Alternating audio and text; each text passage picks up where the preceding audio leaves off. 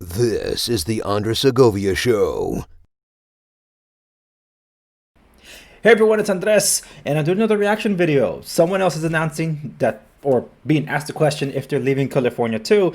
So I haven't seen this video. I'm curious about it. I'm familiar with the Dave Rubin report, so I have an idea that this is a sit-down, long-form interview. This is just a clip of that, though. The question being, is Adam leaving California too?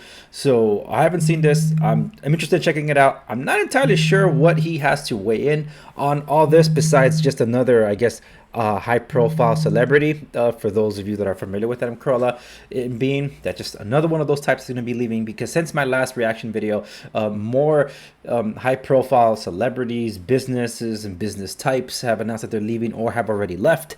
So this is just another one of those that have the ability to leave in what is called the California Exodus, or Cal Exit.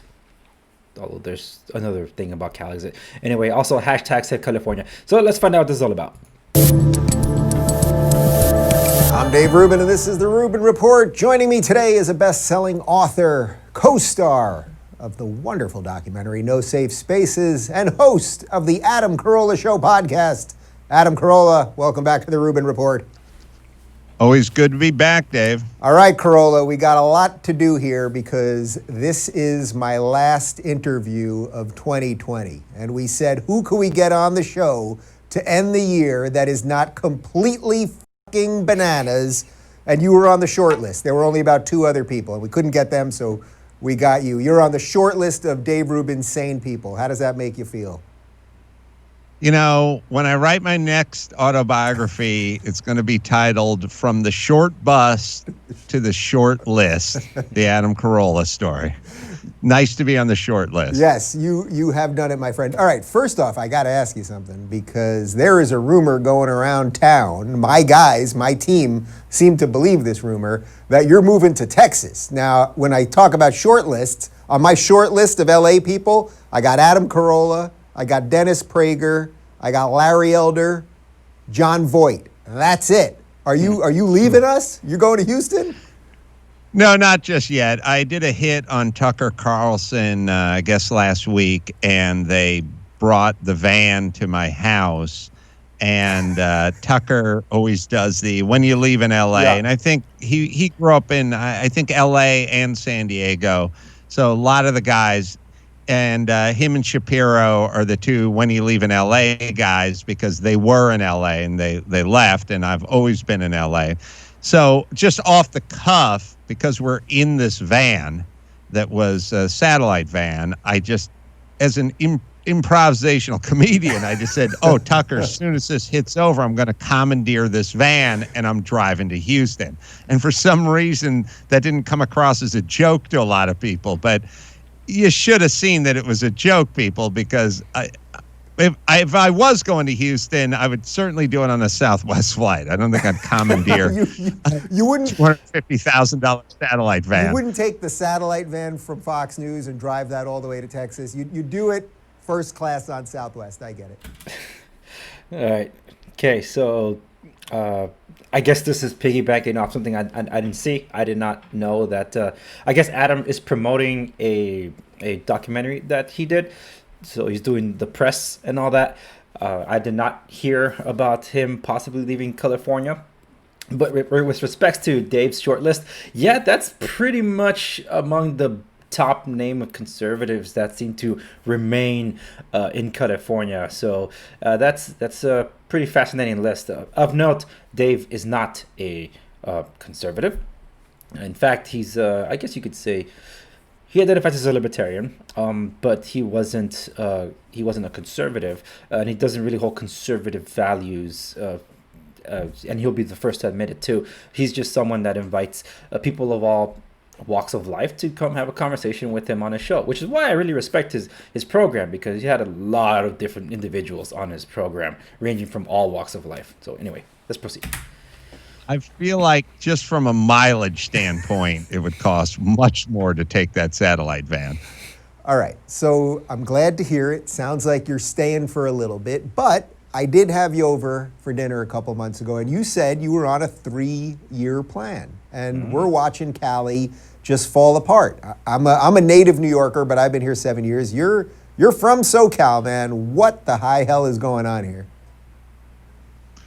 Yeah, my kids are just getting into high school, if you want to call it getting into high school, because I walked into both their bedrooms this morning and they're both laying in bed with their covers over them. And I went, hey, I thought it was school time. And they're like, we're on the Zoom class from underneath a comforter.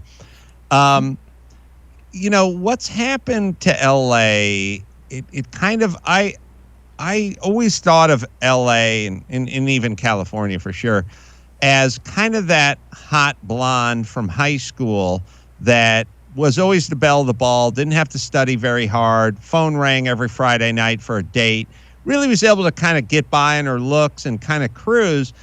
And now that blonde is 47 years old and not the belle of the ball anymore. And, you know, if you listen to Gavin Newsom, that guy, I've heard interviews with him going, hey, man, where are you going to go? It's like the 47-year-old blonde saying to the football star, hey, don't you want some of this? And it's like, no, I can find some of that in Texas or Arizona or Nevada or Nashville, Tennessee or whatever. But there's a kind of a thing where it's like when you're used to being the belle of the ball, you don't study that hard. You don't try that hard. I mean, California was always like, we got the beaches, we got the mountains, we got Disneyland, we got all this great stuff. So it's like, well, what about how hospitable you are to business? Well, don't worry about that. We got Malibu.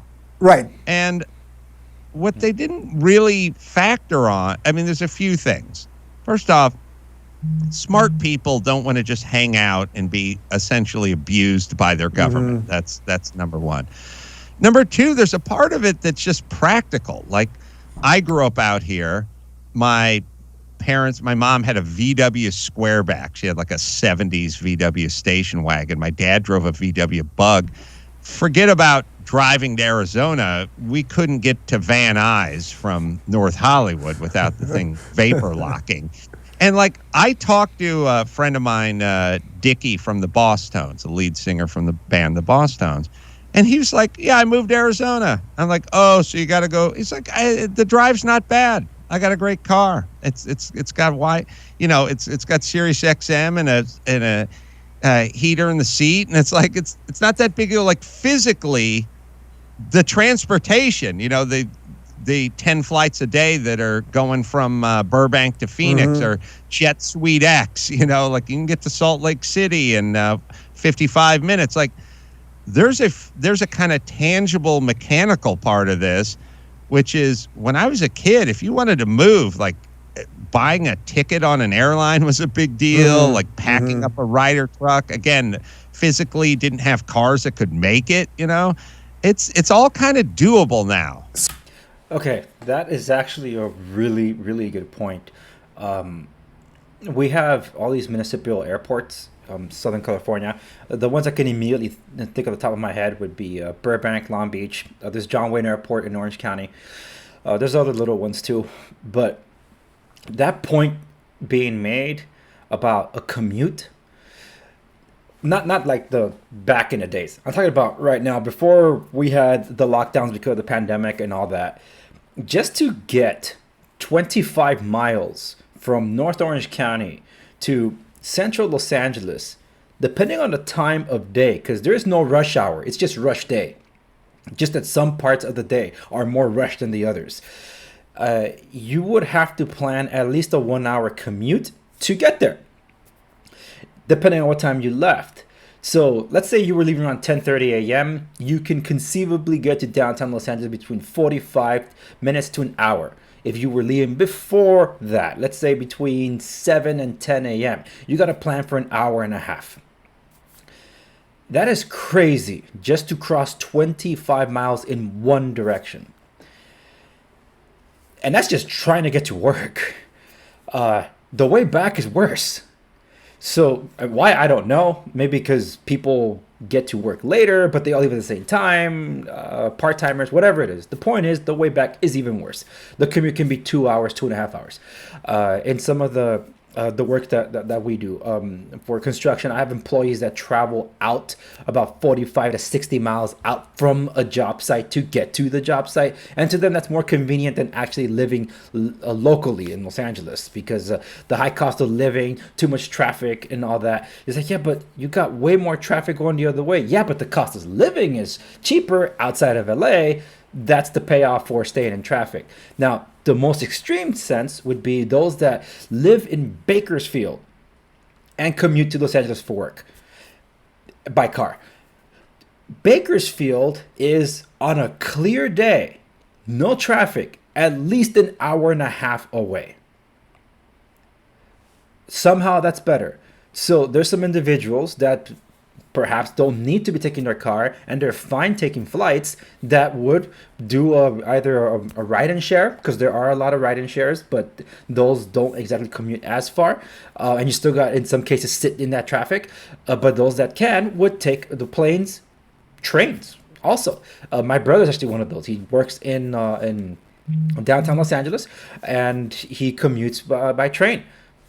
That's the fastest way he gets about. So yeah, what Adam was saying, that in terms of moving around, it's weird, because it's not just vehicular travel anymore.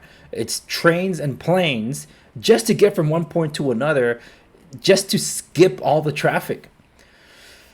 That's crazy. And there are some people that do work from out of state that commute to here through plane, because it's sometimes the same amount of distance should they be living here, but they got a better home outside of here. And those that can are moving out. Like he's saying, before it was very difficult to try to pack up and leave. Now it is more doable than before. Vehicles can make the cross across the Rocky Mountain chain. For those of you that have ever been to California and traveled out to Las Vegas from here, that's the Rocky Mountain chain that many people talk about, for which is why the vehicles don't make it up that mountain. So now that vehicles, more recent ones can, and some people that have upgraded their vehicles can make that move, are making that move. And I know a lot of people that have already been doing so, which is crazy. But yeah, let's finish this interview. So what do you think the future of this town is? I think you probably have a couple Hollywood friends that still talk to you. I've got one or two that would not be happy if I mentioned their name. But do you think that this town is just now condemned between Garcetti at the city level and Newsom at the state level? Do you think we are just truly condemned, and now Gascon, this new DA, who's not going to arrest people for prostitution or resisting arrest, or a series of other things? Like, how much worse can it get, do you think?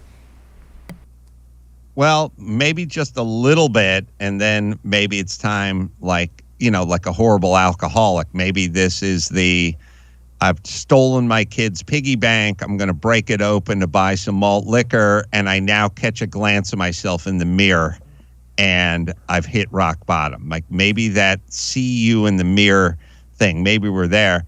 I was thinking about Gaston. It's like, loitering's not going to be a problem. Trespassing, not going to be a problem. Underage drinking's not going to be a problem. Prostitution's not going to be a problem. And I thought, where the was this guy when I was in high school? I could have really used this DA when I was in high school. Not only that, you can steal up to $900. That's what they're telling you. You can steal, so you could steal a PlayStation 5 and like 7 games, but you go into the 8-game range, now you're in trouble. Yeah, it all seems like a very eerie harbinger. But I hear you brought up Hollywood, like our Hollywood friends. If you think about this, Los Angeles, Hollywood, LA, always been the sort of hub of production, right? And everything was filmed. Everything, every TV show anyone ever saw around the world was filmed in, Burbank or Culver City, or somewhere in Hollywood. I mean, I've been on I've been to all the stages. I've been to all the lots. I used to be at Hollywood Center Studios doing the Man Show, and we did Crank Anchors there. I did Loveline there. And at a certain point, they started getting greedy. They started over-regulating. They started overtaxing. And so what did the most liberal people on the planet do? They started drifting into Atlanta. They started going to Canada, started going to Prague. I mean, they literally just left. So it was called Runaway Production. And at some point, some semi-sober person thought, we can't just have all of this money just physically leaving the state. And they course corrected a little bit. They were like, well, why don't we offer some incentives for these businesses, Hollywood, not to leave the state to do all, as I probably told your audience. I drove from this studio where I am sitting right now. Bryan Cranston came in and did the show. Brian's a good guy, probably one of the more liberal guys in Hollywood. And he said, like, I got to catch an Uber to the Burbank airport. And I said, I'll drive you to the Burbank airport. It's 4 miles away. Then we jumped in my car. And while we were driving there, he was explaining that Breaking Bad was supposed to be filmed out here, but of course they're going to New Mexico to film. And of course they lost all that money and all the tourism dollars and all that kind of stuff. So at some point they kind of wised up and they said, let's give some incentives for these guys to stay. And I got to believe at some point they're going to try to do that with business. If you're looking for more honest and thoughtful conversations about comedy. Okay. That's actually pretty good. He touched on a couple of things there, and I'm gonna like this video. I actually like that one. Touched on some things because there is the tax incentive to stay here. For anyone that follows anything that I do on my website, www.theandrewsegovia.com, you would know I have a bunch of other interest podcasts that I do, such as movie, culture, talk, TV, and all that stuff, and soundtracks. I separate that from films because I love talking about. If we're gonna talk soundtracks, video games, television, and film score, I talk it all. So it's my favorite subject.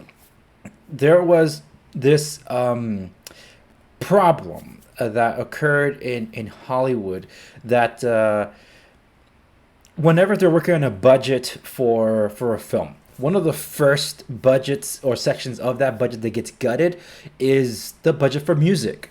And it sucks for the musicians that are union based here in Los Angeles, but sometimes that happens, and you would have more, I guess, cookie cutter soundtracks by studios because it's cheaper to go that route, for which is why you hear these generic soundtracks, and that sucks.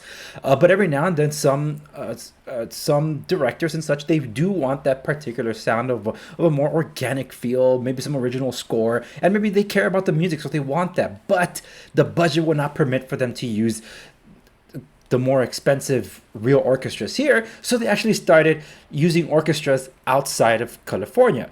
The two probably most popular ones, well, actually three, but one's across the pond, the London Symphony Orchestra, but they have a long queue. Everybody wants to use them, so they have a long queue. All right, forget that one. But more locally based in the United States, two of them, the Seattle Symphony Orchestra, and I believe the other one was a Utah-based symphony. I forget what they were called, but these two orchestras were used more to provide the music for the films that were being done.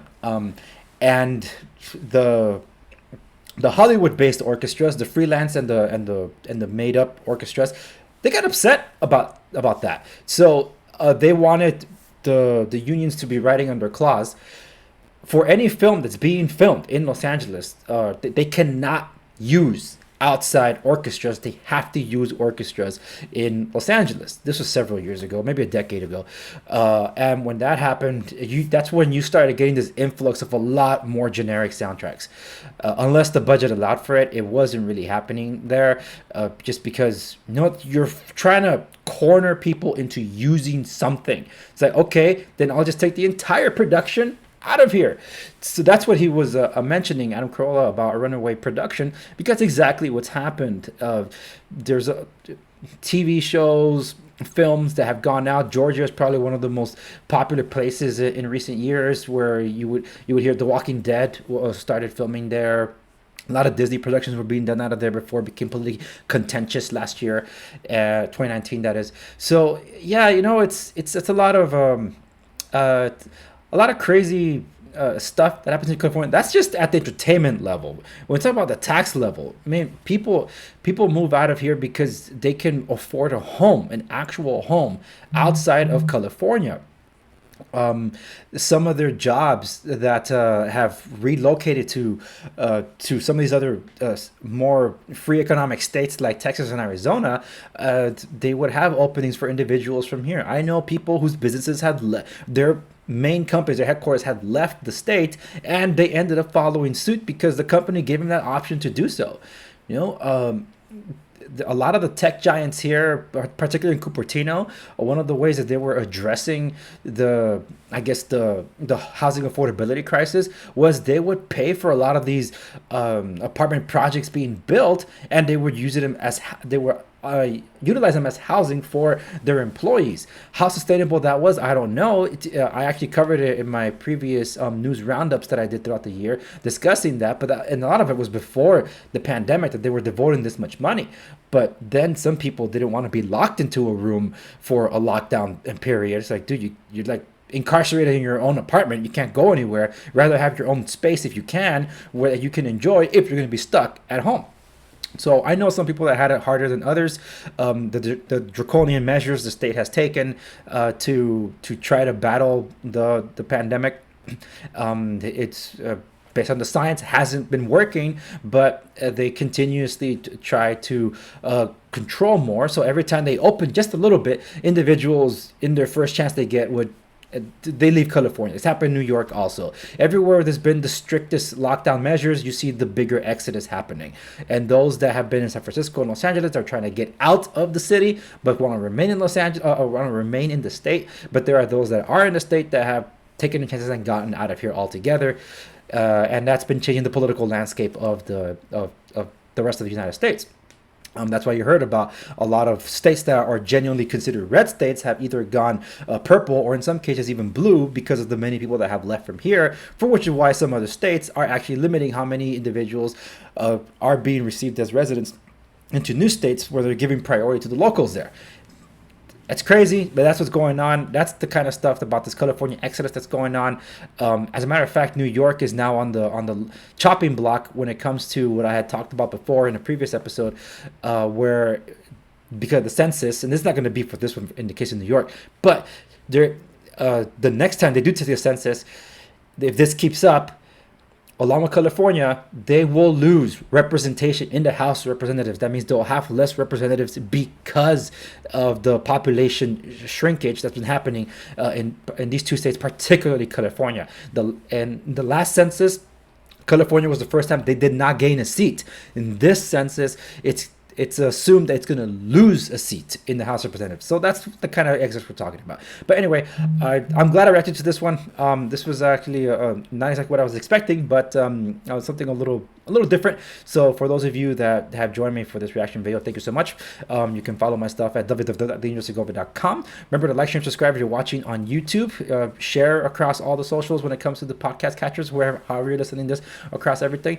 And of course, don't forget to follow me on the socials wherever I am still available. The most up-to-date you'll find will be on my website because there are changes that I am making or have already made depending on when this episode goes up. So that's it. Thank you so much for joining me on this one. Happy New Year, and I'll see you on the next one.